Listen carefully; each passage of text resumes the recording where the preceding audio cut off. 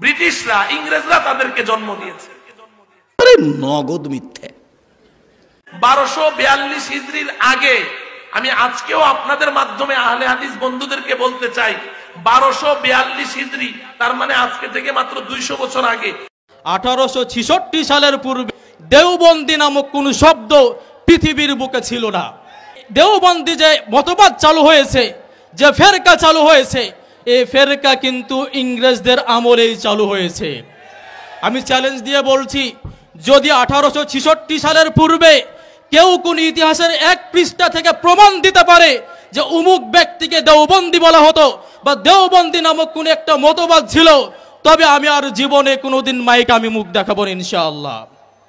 যারা আজকে আমাদেরকে ইংরেজদের দালাল বলে, যারা বলে ইংরেজরা এই মানে আহলে হাদিসকে তৈরি করেছে, আমি চ্যালেঞ্জ দিয়ে বলতে পারি এমন একটা প্রমাণ দেখান যেই প্রমাণের মাধ্যমে প্রমাণ হবে যে ইংরেজরা আমাদের নাম আহলে হাদিস রেখেছে।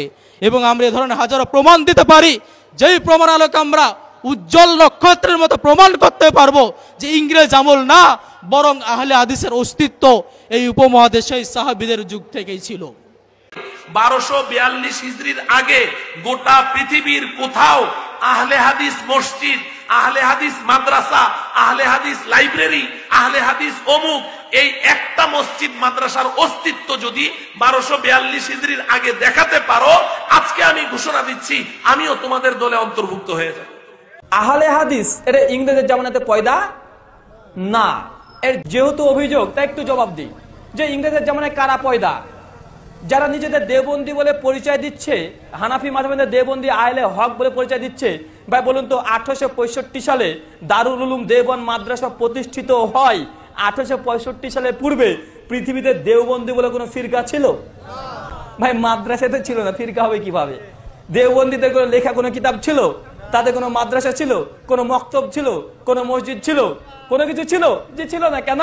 ভাই দেওবন্দির নামাঙ্কন করাই হয়েছে দেওবন্দি মাদ্রাসার নাম অনুসারে। আর 1865 সালে দারুল উলুম দেওবন্দ প্রতিষ্ঠিত হয়। বোঝা গেল যে 1865 সালের পূর্বে দেওবন্দি বলে পৃথিবীতে কোনো ফিরকাই ছিল না। 1856 সালে আহমেদ রেজা খান বেরলভি, এনার হচ্ছে জন্ম। ভাই বলতে 1856 সালের পূর্বে বেরলভি বলে পৃথিবীতে কোনো ফিরকা ছিল? যে ছিল না। ভাই 1800 সালটা কাদের জামানা? তাহলে কারা সৃষ্টি? চোরের মার বড় গলা। ভাই আমরা নয়, এটা চ্যালেঞ্জ সহকারে প্রমাণ করা যায় যে 1865 সালের পূর্বে দেওবন্দি বলে কোনো মাদ্রাসা ছিল না, আর বেরলভি বলে পৃথিবীতে কোনো ফিরকা ছিল না।